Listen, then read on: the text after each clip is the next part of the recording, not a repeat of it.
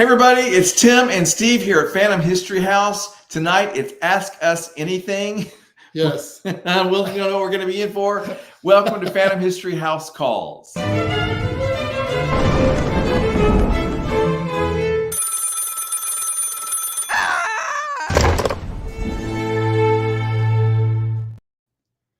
All right, everybody. So that is the way this is going to work tonight. We don't have a guest, although we do have lots more lined up soon. And if you didn't see last week, we talked with Gloria about her sound bowls and musical sound healing. It's really, really interesting. You can find that wherever you're watching this. Yeah, and it's also on our YouTube channel, of course, but you may be watching us there. And that was really amazing that she was able to do all the demonstrations and stuff while we had her on here live, which was cool.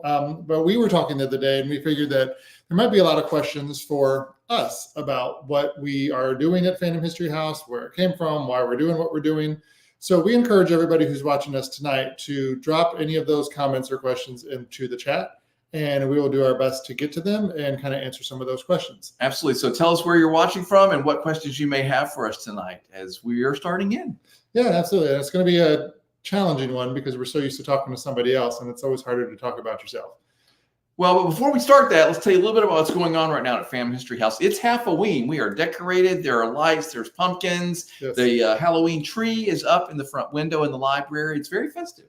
It is. And we have jack-o'-lanterns out in the front bed.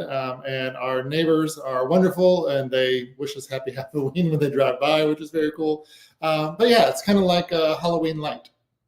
Very cool. Very cool. Well, so that's happening. And the other thing that's sort of new is we are starting to explore being a wedding venue and a place where wedding events can happen. And that could be from having a small wedding here to actually having your get ready location here, bridal party, bridal showers, have your family stay here, even if your wedding isn't being held here at Phantom History House. So we're very excited about the possibilities. Yeah, it feels like it's a new chapter. And we've learned a lot over the first year of what the house can and can't handle.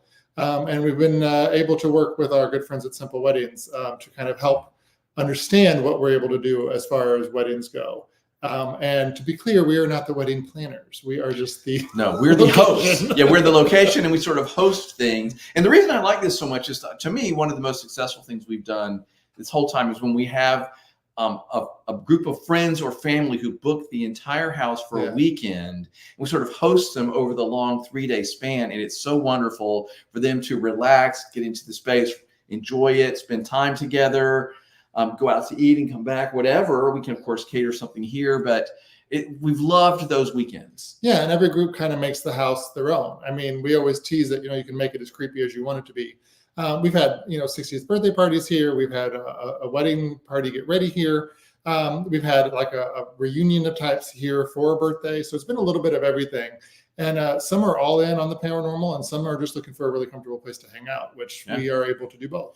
Yeah, we're just a nice, elegant place to be and spend time, and people love how relaxed and comfortable it is here. People always often talk about the energy that they enjoy here, and we appreciate that very much. Or if you want to have a paranormal bent to it, we can have psychic readings, we can have a seance, we can have ghost stories by the fire, whatever they might want. Yeah, I hear those ghost stories are amazing. Yeah, you do all right. So all right. So if you're watching right now live, we'd love for you to ask us some questions. So type in where you are, or type your question in. Yes, and we do have Kristen Tortellini tuning in. Hey, Kristen. So nice of you to be here to watch tonight. Good to see you. And she asks a question that we get asked an awful lot. What made, I got to say this right, what made y'all want to start the B&B? So interesting story there. I've always thought it'd be really cool to have a bed and breakfast. Whenever I would travel, I would stay at a bed and breakfast. And the first bed and breakfast I ever remember staying in was actually in New Orleans, just outside of the French Quarter. And I loved it. It wasn't themed, but it was New Orleans, so it had its New Orleans vibe. And ever since then, I thought, this would just be so cool to be able to stay in these more. Fast forward, 18 years or something, and I stay in a bed and breakfast when I went to Ireland, and absolutely love that too. And my favorite part about that was being able to interact with these guests who had all these different backgrounds and from all these very exotic places. And the hosts that lived there, of course. Oh yeah, the hosts were great. There was a married couple. She was from Ireland, he was from the UK, or vice versa. And Chris calling Kristen a hillbilly. That's funny. It's okay because they're a couple. They can do that. So it was it inspired me to want to do this one day. And then when I told Tim about it, that I wanted to do it, but with a paranormal bent, we had an agreement. And the agreement was, I don't know if we want to take Well, it I wanted it to from be here. a really nice high-end place, right? Yeah. Like I didn't want it to, we don't want it to be like a spooky haunted house. And sometimes people wonder that. And we hope that they'll go on the website and at phantomhistoryhouse.com and check that out. But I wanted it to be a really high-end, elegant experience. Yeah. Really nice, comfortable beds and linens and towels, and just make it a super great experience, not anything on the cheap. Right, exactly. And so we combined that to create what we have here at Phantom History House. And I'm really happy with what we've created. And it's still evolving. Of course, it's always going to evolve. But I think my favorite part of it is interacting with the guests, which has been really cool. Yeah, so we're loving it, and we are looking forward to the day that we can make this each our full-time job. Right now, we're still each doing our other work, which is fine. It just gets a little bit busy sometimes, but we love what we're doing. Yeah, circle under the eyes are not part of the makeup. It's just how we really feel sometimes. Speak for yourself. All right, so anyway, if you're watching, please say hello and ask any questions. As we said tonight, you can ask us anything. Of course, I do want to mention that doesn't mean we have to answer, but you're welcome to ask. Ask us anything, we'll answer what we want. That's how that's going to go. So Kelly's on. Hey, Kelly. Hey, Kelly, you're so awesome. Thank you for being here. Kelly's going to be visiting us very soon. I know. We have her coming to stay, everybody. Can't wait. So she is asking, how did you choose the ideas for the rooms? Now, that's really interesting because That's a good question. this was fun. So we made a trip. This was like May of 2022, and we had made the decision to look for a house in Tampa to cohabitate to do this. Yes. So we made a trip to New Orleans, which was wonderful. I loved it. I had never really been to New Orleans to like really relax and enjoy and spend days wandering around and getting to know it. Yeah. We did a little bit more ghosty stuff than I was expecting, but anyway, we had a wonderful trip. But on the drive home, we were getting excited about the bed and breakfast. He was driving. I had a notepad, and we just started making a list of all the possible ideas for what the rooms might be. Yeah. We had a list of 10 or 15 different ideas. Oh, more than that. And we were trying to come up with what made sense, what would be comfortable, what wasn't too scary, what was on theme, what just didn't fit for what we were doing. So one, it really helped the drive time pass. Oh man, really we were home in like no time at all because we were so excited about it and thinking about it. And of course, we were inspired by being in New Orleans. Oh yeah, the environment was perfect. No better place to go to get an idea for how can we make a fabulous Gothic sort of haunted vibe. It was wonderful coming away from that.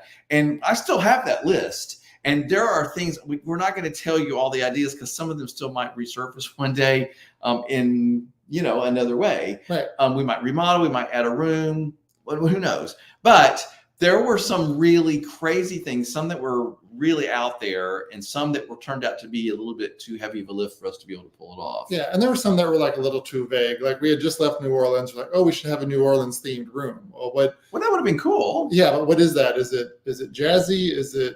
That's not scary. Is it just all tombstones? Well, our cemetery room came out of that probably. So, we had to kind of hone it a little bit too. But, we also had some ideas that didn't turn into rooms, but we were able to incorporate down here, like the wall behind us. Yeah, actually, one of my favorite ideas was to have a potion room, a potion bedroom. This was our original idea. We were going to do this. We had when we were in Savannah, we had run across this idea, a variation on this. So we were going to up in the Ouija room. Mm-hmm.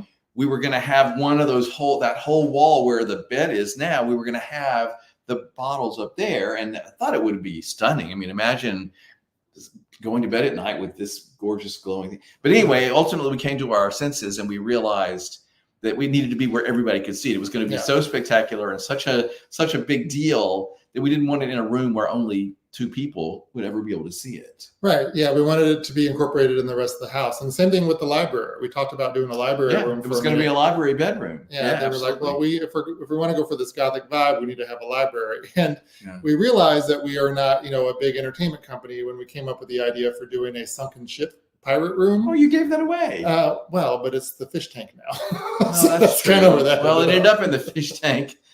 But we were going to have an underwater, and I still think that might happen one day. We'll see. Maybe So, one day, yeah. So anyway, if you're watching, ask us anything. Type in where you are and say hello, and then type in any questions. So that was a really good question. That was a fun trip. It was really fun. One of the other rooms I remember was we had talked a lot about orbs. When we were in New Orleans, we were taking a lot of pictures. We were seeing orbs. We have videos that have orbs in them. It was all very cool. And we were going to do an orb room. But anyway, if we ended up finding that things needed to be very specific, and they also needed to be like not just pretty. Right. Yeah. Like the orb room with everything was going to be like globes and round things, and it was going to be pretty. Yeah, it was going to be pretty. And, we still may think still that's be a able lovely to idea. incorporate that somewhere. And I remember when we decided on the castle room, we were at an airport somewhere. I can't remember where we were traveling. Maybe 2 were from Indianapolis. I think we had already found the house. And we were trying to figure out something that was supernatural-ish, but not so far in that people wouldn't be comfortable. And I think that's where we came up with the castle room idea. So I don't even think that was on one of our original lists, now that I think about it. Yeah, I don't think it was, but it was an ongoing conversation for a long time. Okay, so we have other questions. Let's get to it. Yes, Kristen is asking, how long did it take to remodel the house? Good question. It was fast. Yeah. It was fast. It was about 3 or 4 months. Yeah. About 4 months. About 4 months. We moved in September, and we were able to host a guest on New Year's Eve, but everything wasn't finished. Like the potion wall behind us didn't go in until the following February because Mark, who built this for us, is super talented, but also like really in demand, and we had to get on his wait list. Yeah. So that, for example, was something that wasn't here when we opened.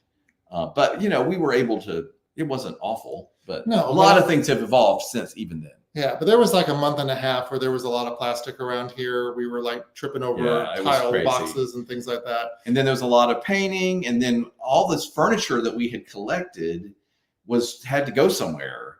And so like for the first big chunk of time, the library was just full of furniture. You couldn't even walk in there. There was so much, like every square inch was chairs just lined up and tables. And the room we're in now was storage for a long time. Yeah, this was storage for a long time too. This is the potion room right now. So we kept moving stuff. My main memory from the whole remodel is just schlepping stuff around, moving stuff from one room to the other. Because like when we finally decided to start getting the library ready, we had to move everything to another space, and then we would fix one of the bedrooms, and we'd move, and it was storage, and we'd move everything to another room for storage. So there was a lot of schlepping around. Yeah, that's the main thing I remember. We moved this furniture a lot. And I want to say hi to Mama Misery on Instagram, watching from Philly. Thanks for watching. Thanks for tuning in. Awesome. I believe Mama Misery is one of our newest followers. I love that. Well, thank you for watching tonight. We normally have a guest, but tonight we're just doing Ask Us Anything. So if you have any questions for us, about the bed and breakfast, about how any of this stuff we do,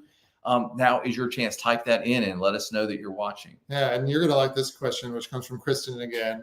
Where did the super comfy towels and sheets come from? Oh, I do love that question. I knew it.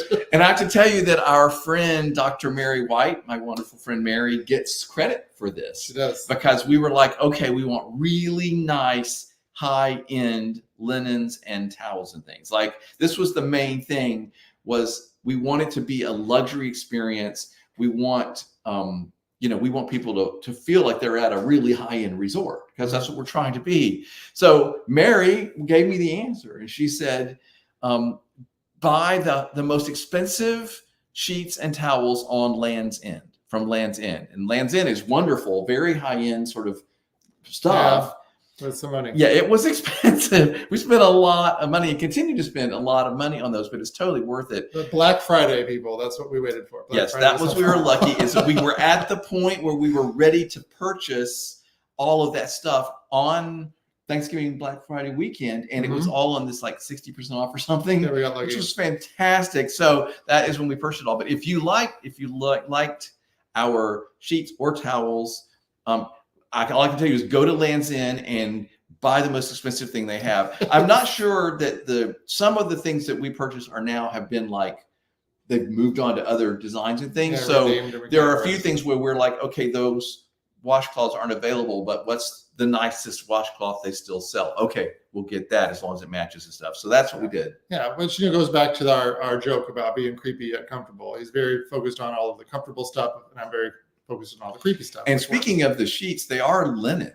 I mean, I've never slept on and dealt with linen sheets, and that does involve a lot of ironing. Yes, there's a lot of ironing that happens. I'm getting better at ironing. I never knew I was an ironing guy, but that's part of my job. We share responsibilities here. We each do different things, and I am the guy that irons the sheets. Yeah, you are the guy that irons the sheets. Yeah, it's a little bit of a task. You iron the sheets, and I man the fire out front. But I tell you what, you know how you get through ironing. Here's a little tip for you, everybody. You have to have the right music playing. Oh, that's true. What did you think I was going to say? I had no idea. Okay. Well, I'm all about the music, but if I have the right music playing, I can do almost anything. So if I'm washing dishes or whatever, it's all about the music. Okay, we have lots of other questions. Just thank you everybody for watching. Yes, and remember, drop a note in and let us know where you're watching from as well. This comes from our good friend Kristen. Hey, Kristen, thanks for watching. The Mindful Seer. And this is a really good question. I gotta lean in. What aspect of creating Phantom History House has been the most fun for the two of you? That's a difficult question because there's been a lot of fun involved in this. Wait, say it again. What aspect of creating Phantom History House has been the most fun for the two of us, or for us individually? I think we can answer both of those. Okay. So I know what mine is individually. If you want to go first. Okay. Yeah. So for me individually, it was designing the rooms upstairs. I really like the idea of like seeing these themed rooms come together and creating a space where somebody can kind of immerse themselves in like a spooky or paranormal environment if they wanted to, because I'm so interested in that. And I always joke with everybody who visits here that, if I'm watching a scary movie and somebody's going up to a scary house, people yell, "Don't go in, don't go in." And I'm saying, go in. I want to see what it looks like.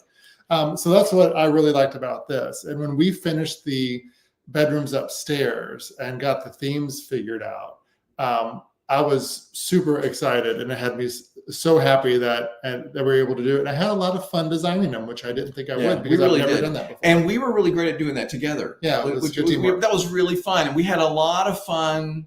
I think I can speak for both of us. We had a lot of fun, like finding the tile, going to Floor & Decor and finding the tile for the bathrooms. That we knew specific thing we wanted. You were great at that, actually, but it was just those were fun. And figuring out the wall colors, which is a very difficult thing, but it was that whole process of designing. I will tell you that my favorite thing, I have two.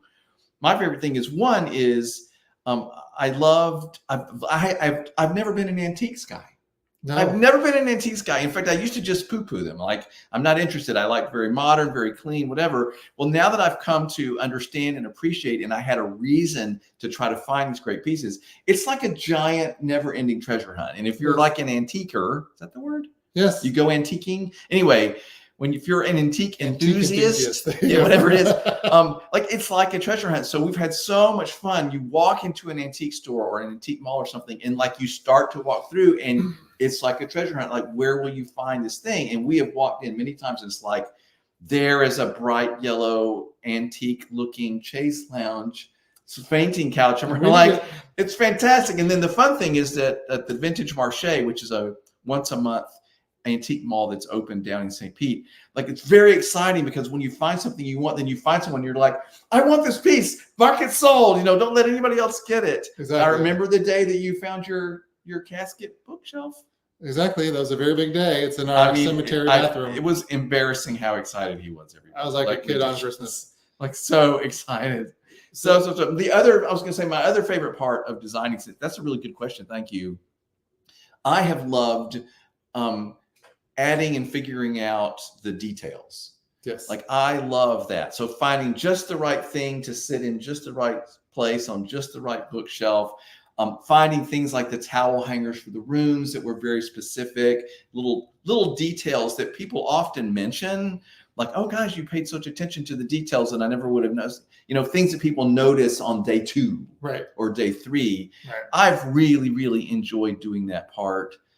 And trying to find those surprises, those upscale additions that are unexpected. Right. Now we do have a follow-up question for you from something you said earlier. Okay. Rice Cakes, which I love that name, on Instagram asked, "What is the irony music?" The irony. that's a very good question. Thank you for asking. I love that you guys are watching. Thanks so much for watching us tonight. It depends on the day and the mood, right? It depends on the day and the mood. I often iron to things like Mozart, and then a lot of Debbie Gibson. I bake a lot to Debbie Gibson. I don't know why that is. There's a lot of Debbie It's Gibson. just in this super house. happy and peppy. A lot of Billy Joel. It depends on the mood. I've ironed to Prokofiev Romeo and Juliet ballet, which is my favorite. So, all right. Well, we got to keep going. Yeah, there's a bunch of different music I walk into whenever you're down here ironing. Or Yeah, it baking. just depends on the That's mood. what's fun. Depends on the mood. So let's see. What Kristen is asking, what is your favorite part of hosting? This is Kristen Tortellini again. For me, it's learning about people's backgrounds, where they came from, how they found us, and if they have an interest in the paranormal, getting to know them a little bit in that way. If they don't have an interest in the paranormal, just learning a little bit about their background and what brought them and what attracted them to this house. That's my favorite part. And people usually leave as friends, which I love. Yeah, and I just like seeing. I'll be honest. I guess we're being honest here tonight, right? So I like seeing people settle in and relax and get comfortable. Yeah. Because a lot of times, our lives are busy and stressful, and people are kind of wound tight a lot of times. And I enjoy watching someone sort of unwind. Yes. And they find themselves on the second day sitting out on the deck, reading a book, and just constantly saying, I just can't believe how quiet and peaceful it is. And I love watching people go through that process and allow themselves time to sit and read in the library, or just walk around, or sit and relax. I love watching people feel better and sort of come back into themselves. Yeah, I like that we can be a little escape for people from the crazy world that's out there, disconnecting from the insanity that is the real world, and coming here and kind of chilling out, which I really love. To that point, something that's happened several times now that we really love is when someone is feeling that so much that they decide to add a day to their stay. That is such a compliment for us, but that has happened a number of times where people are like, I'm realizing, I'm away from my family and I'm relaxing and I'm being quiet and I'm taking time for me. And this is really good for me. I'm going to take one more night. And I love when that happens because I feel like that's people taking care of themselves. Yeah, absolutely. Yeah. And it makes us proud that we're able to provide that atmosphere where they can chill out. Of course. And I want to say hello to Alex Lowe. Thanks for tuning in and watching with us. Thanks for watching. So this is by the way, everybody, if you just tuned in, we're just ask us anything. So type in your question, let us know where you're watching, and thank you for being here. Yeah, we'll do our best to get to all of them. And I want to comment on something that Chris wrote in here. He says, I want to see the house transformation on a slideshow posted on YouTube or Facebook. Actually, on Facebook, there is a short slideshow that shows some of the transformation of the upstairs rooms, and I think of the library as well. Yeah, go to YouTube. Our YouTube channel is search for Phantom History House. And it looks like he's watching on our channel. So okay. But yeah, there's a collection of the stuff there. If you can't find it, shoot me an email or a text, and I'll send it to you. But it's also on Facebook under our video section. And it's the first of what I hope will be many of kind of the transformations, just kind of showing what the house was and what we were able to turn it into. Yeah, and I have to tell you, we had all these ideas of chronicling it, but I have to tell you, when we were in the middle of the real chaos and there was hammers and plastic and we just didn't have the bandwidth to take as many videos and photos as we wanted. Yeah. So we don't have as many before or even during renovation things as I really wish we did. But I got to tell you, I was making like 4 trips a day to Lowe's because when the renovators were here and they were saying, oh, I need this thing. Our policy was our life stops and we go, because we didn't want to slow them down in any way. And they were wonderful like that. And they really did do renovation very quickly for us. But like anytime they said, I need this paint, I need this piece of plumbing, something, I would just immediately drop everything, get in the car and go to Lowe's. And I would go like 3-4 times a day. Yeah, they know us at Lowe's by our first names. They literally know our first names. And I got to where I felt very comfortable at Lowe's. And I had no problem going in and saying, I'm looking for this thing. Yeah, here's a picture. Somebody would be wonderful and show us how to find it. So here's a question from Jill, is that Gilliland Miller? She knows you from. Yeah. I know you from decades in DCI, WGI, etc., but I'm a huge paranormal person. Cool. Have either or both of you had experiences? I've had many and would love to hear. All right. Well, first off, Jen, you need to come visit, and you and Steve can just sit around in the library or by the fire, and he would love to hear you talk about those. And you have had a number of them, and we probably don't have time to tell all of them. But yeah, I can't tell all of them, but I have had a few. And there's only been a couple here in this house. But prior to living here, I lived over in Seminole Heights, which is an older part of Tampa. I actually saw 3 full-bodied apparitions while I was there. This was during the height of the pandemic. I was home all the time. And I would see them in the daytime too. And at first I thought I was going a little bit crazy, like so many people do when they have these experiences. But came to realize that I probably had 2 intelligent spirits and 1 residual spirit in the house with me. There was a man, a woman, and a child that I would see regularly. The woman liked to hang out in the kitchen. She did not strike me as very friendly, but interestingly, I was not afraid of any of these spirits or individuals. And the little girl sometimes would appear to me early morning. And as I was waking up, getting ready to start my day, I would see her standing in the doorway of my bedroom. And I could see that she was saying something, but I could never hear her. So I was doing a podcast, the Phantom History podcast. And after one of my episodes, or after one of my interviews, I should say, I talked to the psychic and asked her, I said, hey, I'm starting to notice these things. What is going on? And she explained that because I was so open to these experiences and wanted to tell their stories, something in the spirit world, a light was lit up, and they said, "Oh, you can show yourself to this guy. He's okay with it and into it." So ever since then, I've been able to see a few things. Tim, on the other hand, has not. You've seen some shadows, and that's about it. And that's okay. I'm really okay with that. And I have to tell you, we were really just dating at the time when you were at this house you just described. And the smartest thing he ever did, people, is he did not tell me until after I had moved out. After we had moved out, then he's like, by the way. Yeah. He's like, well, why didn't you tell me that? Well, because I wanted you to keep coming to see me. So I didn't tell you about it. But I was never uncomfortable in that house. It was a great house.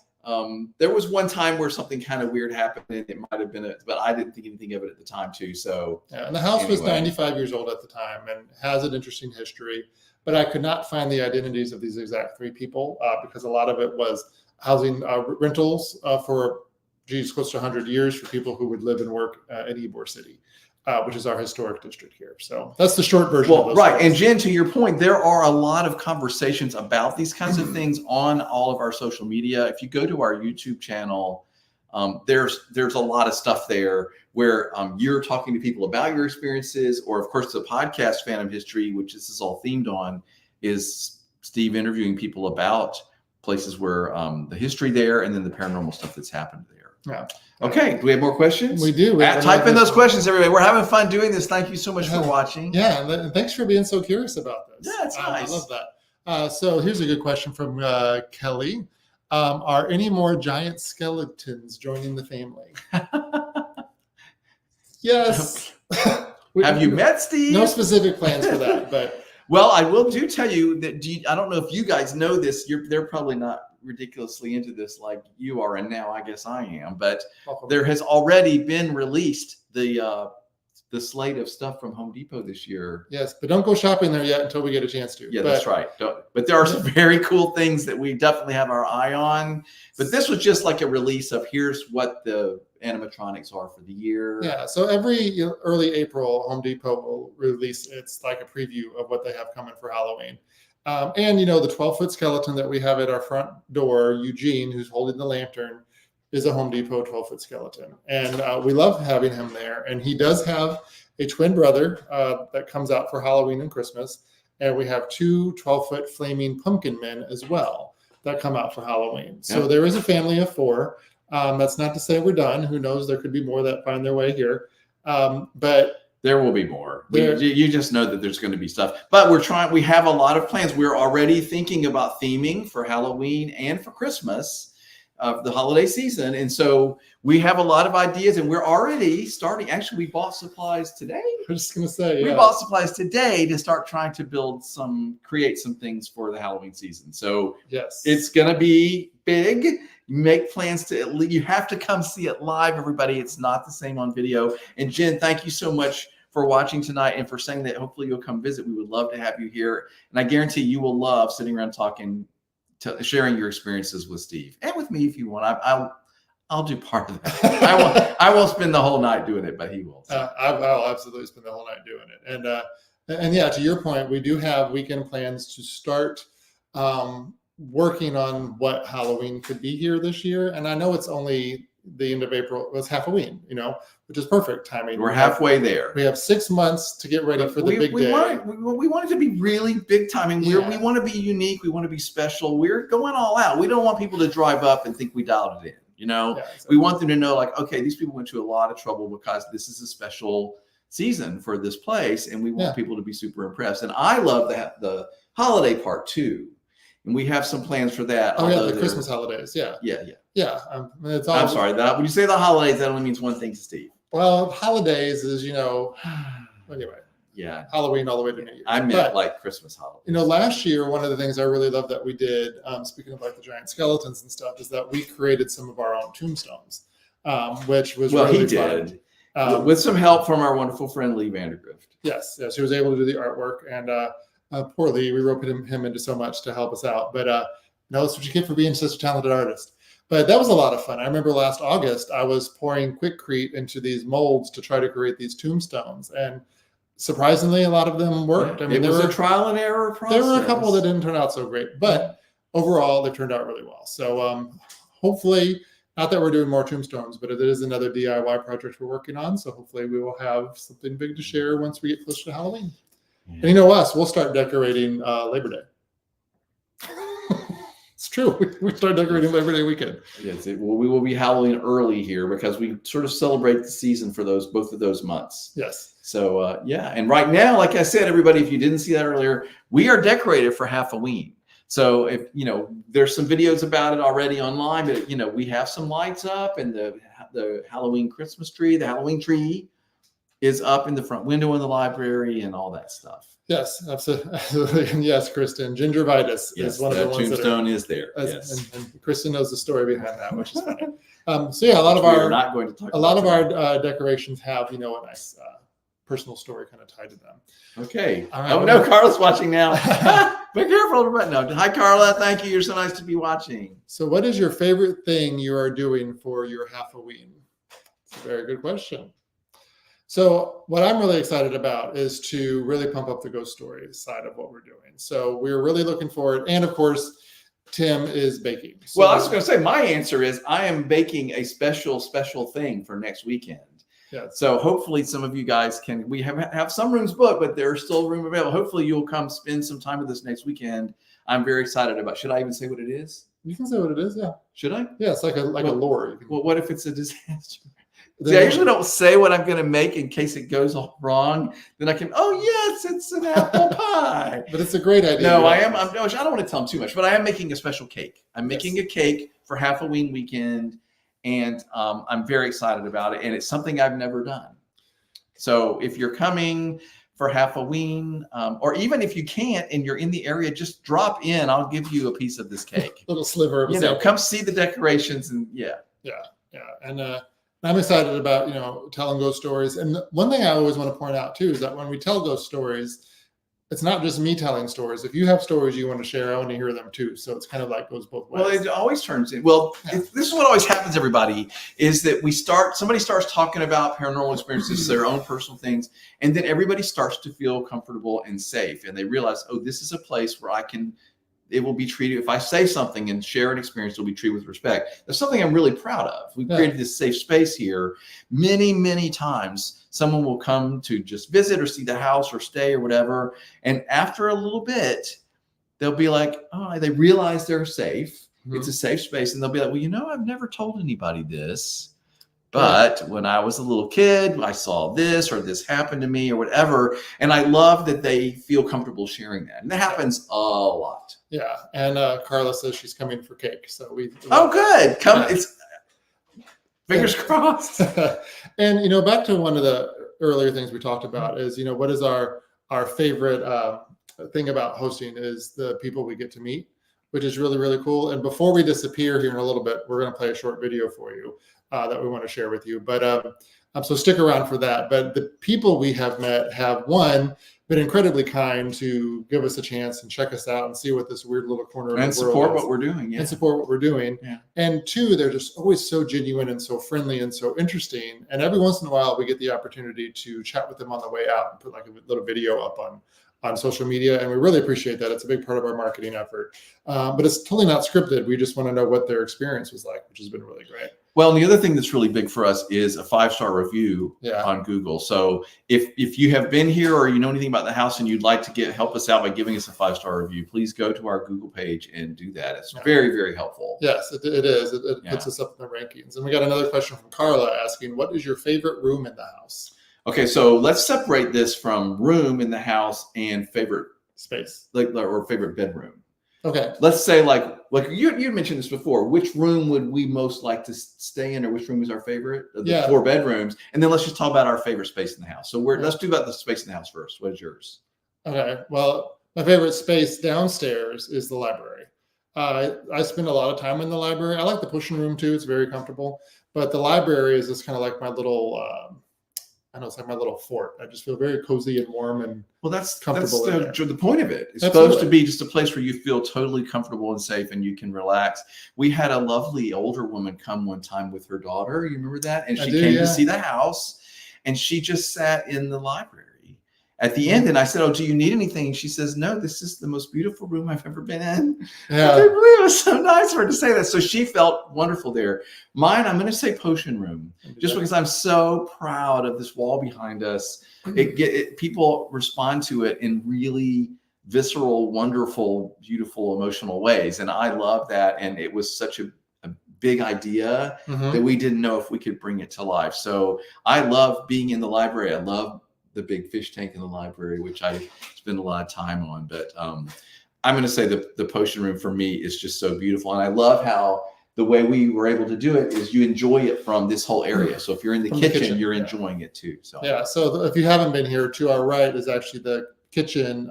Actually, the sink is right, not too far from us. But it's its own separate, and there's a cutout area too, so you can see both sides. And Carla says she loves the library, it relaxes her. And that's wonderful. That's exactly what that room is supposed to do. You're supposed to be able to just really, it's our relaxing, comfortable place. So do you want to talk about favorite bedrooms? Sure. So if I was going to be a guest coming here, I think the bedroom I would choose is the portrait room.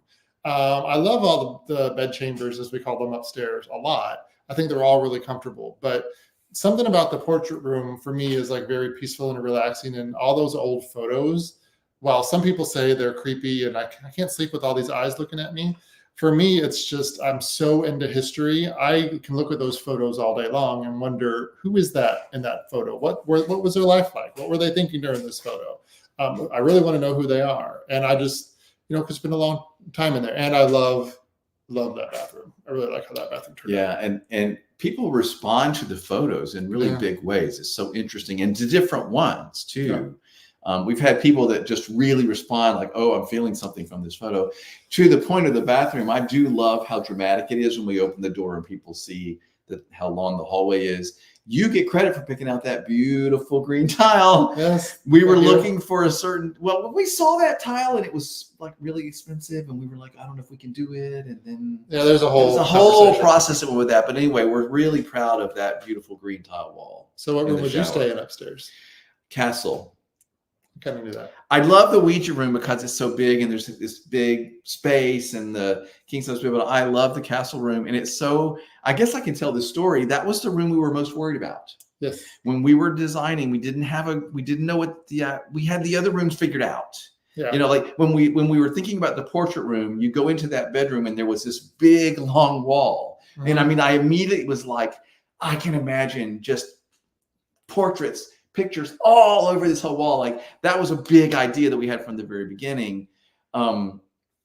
And the cemetery room was an idea very early on too. Paint a mural, people, transport them to a cemetery type of space in a comfortable, playful way too. But that was a big idea. But the castle room, we actually were very worried about. And I'm going to shout out to my wonderful friend, Michael Rayford. He's a world-class designer, designed for the highest levels of theater and the marching arts and everything. And he spent some time with us, helping us understand how to design the house. And he explained some concepts that just transformed our ability to do this and to figure it out. So thank you, Michael Rayford. So when we were talking to Michael, we were like, this is the smallest room. It's the smallest space. And we don't know what to do. We don't want it to feel small. We don't want it to feel, and his suggestion, you want me to keep going? His suggestion was, he said, oh, that's going to be easy. He said, that's much easier than a big room, because when you have a smaller room, you just need one great idea. And I was like, what? You need one thing. There's one big focal point, one big idea. And so then we fell upon this idea of getting the 4-poster bed. Yeah. And when we did find this big, giant, chunky, old-fashioned, looks like it could be in a castle 4-poster bed, and we put it in there, he was absolutely right. It is the whole thing. Yeah. It grounds the whole room, and it doesn't feel small. I mean, it fills the room, but I don't think the room feels small. Then we added the candles, the fur comforter, all that stuff that really makes it. Of course, my beast portrait is in there too. Yeah. The beast art that I love so much. It used to be in my house. It's up there because that's where it belongs, and everybody loves that bed. Yeah, I mean, that bed. We get compliments on everybody sleeps well in all the beds, and people love all the rooms, but everybody loves that bed in the castle room. And of course, that's not to say that I wouldn't stay in the other rooms too. They have access to the back deck, the Ouija board room, the cemetery room. Oh yeah. To Carla's point, the cemetery room has a really great deep tub if you want to soak in that one. So I love a good tub. Everyone has its own. Yeah. And I gotta tell the story, because it was so much fun finding these tubs. Because don't tell the story. I have a picture of this one. Okay. I'm already doing it. He had to test the tub, so we would open the tub. Look, tubs are in the walkway at Lowe's at the home improvement store, and he would crawl in them to make sure that they were suitable. Yes, I laid down in the tub in Lowe's. And listen, everybody, it looks like he was. You have to make sure, if this is going to be your tub, you have to make sure you're going to be comfortable in it, right? Do you fit in it? Does it have the right slant? This was a big deal. We have a picture of me in Lowe's in the tub. Just in the tub. It looks like he was about ready to be in Cool Runnings too, but it was very, very funny. Bobsled, if you don't remember that movie. But yeah, those are the. But anyway, we felt like there needed to be a room with a tub, and that bathroom already had a tub in it, and we had to replace it. Yeah. But there was already a tub in that room, and so if you're in the cemetery room, you get to enjoy. And I'm telling people, bring the candles in there, do a bubble bath, sit in that's. Yeah. Even though it's kind of a creepy, fun bathroom, but that's a place you can totally relax and get away for sure. Yeah, just don't fall asleep in the tub, because we have enough spirits here. We're not recruiting any new ones, so we want to make sure that everybody's safe and enjoys their stay. So before we go, and thank you, Kristen, for loving our little pillow on the chair in the portrait room. I love that too. The little dog. Yeah, it's one of those details that I love. Very, very cute. We want to play a quick video for you. So like I said earlier, we get a chance to meet some amazing people. And here's just a quick look at some of the conversations we had with some of our guests before they said goodbye. They're all wonderful. Hope you enjoy this. Oh, it was a blast. Yeah. And we will be back. Yes. Definitely do the seance if you come. Yes. Hey, it was awesome. An awesome experience. Good. We loved the Ouija room, but all the rooms are fantastic. You'll love the fireplace downstairs. Oh, it was gorgeous. Everything is so well done and well put together. Honestly, it is a vibe. We loved it. Yeah. We stayed in the portrait room, and I slept more sound last night than I had the mirrors. Loved it. Oh, I loved it. Loved the attention to detail. Yes. Steve and Tim are awesome. They're great conversationalists. I think it's lovely. There's so much thought that went into this house, and you can tell. And you guys have just been awesome. It's been a really, really great experience so far. Just each room individually, the way that it's set up, the pictures, the decor, absolutely stunning. When you walk in, the energy you're going to feel is nothing but welcoming. It is tranquil. It is peaceful. I promise you, you're going to have a great stay. Don't think, just do. You guys have to come. You got to try it. You'll have a blast.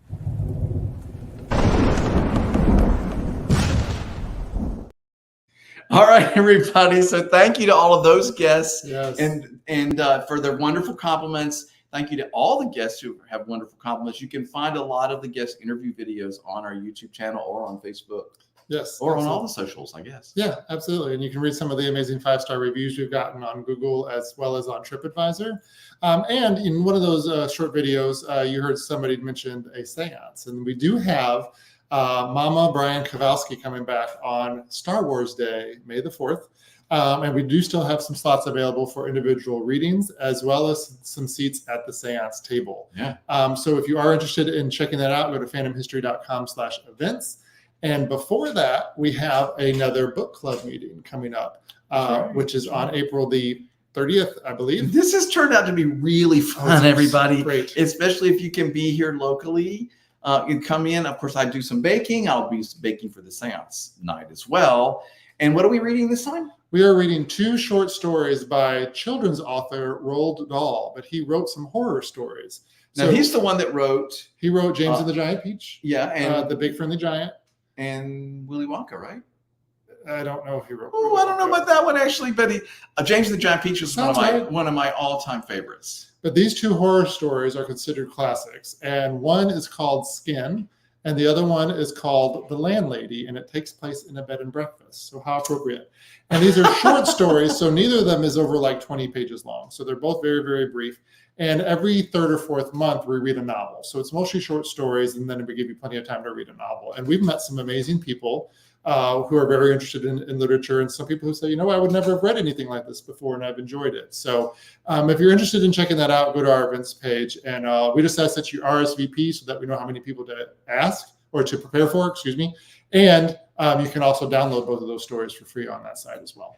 By the way, if you've read some of these sort of horror classics, I have 2 interviews on our YouTube channel. One about the book, The Haunting of Hill House, because I read it and I loved it so much. And so 3 of our local horror authors talked with me about it. And then they suggested I read Rebecca, which I did, and that changed my life. So if you have not read Rebecca, stop everything and read it. I loved that. And there's a conversation about Rebecca on there as well. So check those out. Yeah, and I've not read the book, but I did see the movie. But speaking of those horror authors, we are fortunate enough to have some local author friends who have actually shared some of their books with us here in our library. So if you do stay with us, you can check those out as well. And it's so inspirational being around all these amazing creative people. Well, we need to start wrapping this up. We've talked a whole lot of time. You were so wonderful. Thank you for asking these very interesting questions. Thank you for being interested and for letting us talk about what we're doing here. We're so excited about it. Please come visit. Yes. I promise I'll bake you something. And we hope that you can come stay. Jen, I hope we see you this summer. Yeah, and remember, you can follow us on YouTube, Instagram, Facebook, and Threads, and TikTok. So, and I'm excited to share that I have finished my first episode of the new season of the Phantom History Podcast, which will be coming out in the next couple of days. If you know of a place or somebody that you think I should feature on the podcast, let me know. I'm always looking for ideas because that's really what started all this and what is so much fun. So watch our social media, and we'll let you know when that episode comes out. And thank you again for watching Phantom History Hour.